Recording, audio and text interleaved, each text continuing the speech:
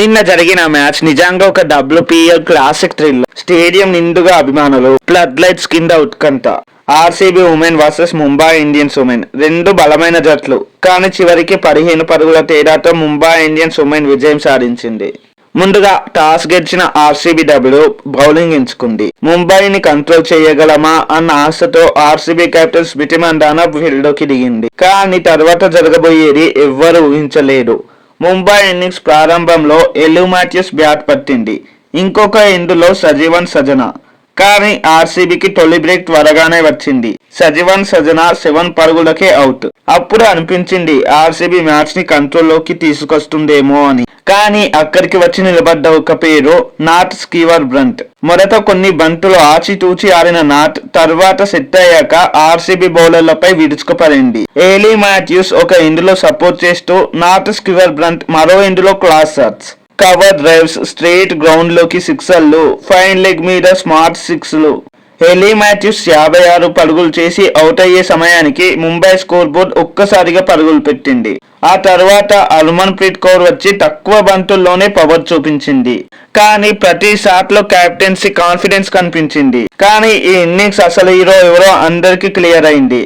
Not Sciver brunt 57 balls లో 100 runs చేసింది. 16 force, ఒక సిక్సర్, స్ట్రైక్ రేట్ వచ్చేసి 175 కి పైగా. ఇది కేవలం సెంచరీ కాదు, ఇది ఒక కెప్టెన్సీ ఇన్నింగ్స్. ప్రెజర్ లోను, వికెట్స్ పడుతున్న చివరి ఓవర్లోనూ స్కోర్ ని 199 వరకు తీసుకెళ్లిన ఇన్నింగ్స్. దీంతో WPL చరిత్రలోనే సెంచరీ చేసిన మొట్టమొదటి ప్లేయర్ గా రికార్డ్ క్రియేట్ చేసింది. ముంబై ఇండియన్స్ ఉమెన్ 20 ఓవర్స్ లో 199 రన్స్.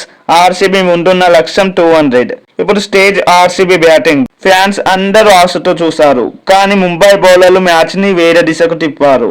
Grace Harris out. తర్వాత స్మృతి మందాన, జార్జి అవోల్, గౌతమి నాయక్, రాధా యాదవ్ ఇలా వెంటనే వికెట్స్ పడ్డాయి. ఇక స్కోర్ బోర్డ్ చూస్తే 35 రన్స్ కే 5 వికెట్స్ పడిపోయాయి. స్టేడియం ఒక్కసారిగా సైలెంట్ అయిపోయింది. ఆర్సీబీ ఫ్యాన్స్ షాక్ లో ఉన్నారు. అప్పుడు వచ్చింది ఒక ఫైటర్, రిచా ఘోష్. ఒంటరిగా నిలబడి ముంబై బౌలింగ్ ని చీల్చి చెండారింది. Square cut, sweep shots, long on మీద భారీ సిక్సర్లు.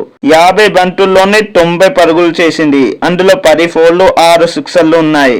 ఒక దశలో ఇలా అనిపించింది, ఇది ఆర్సీబీ మ్యాచ్ అయిపోయిందా అని. నరీన్ డి క్లర్క్ కూడా మంచి సపోర్ట్ ఇచ్చింది. అరుంధతి రెడ్డి కూడా ఫైట్ చేసింది. కానీ ముంబై బౌలర్లు ప్రశాంతంగా ఉన్నారు.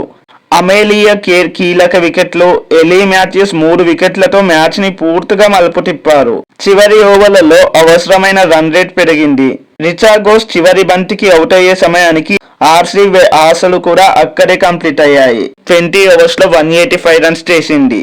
దీంతో ముంబై ఇండియన్స్ ఉమెన్ 15 రన్స్ తేడాతో విజయం సాధించింది. ఈ మ్యాచ్ లో ఒక విషయం క్లియర్, ఇది కేవలం టీం విజయం కాదు, ఇది not Sciver brunt show. Batting లో సెంచరీ, ఫీల్డింగ్ లో ఎనర్జీ, లీడర్ గా ప్రశాంతత.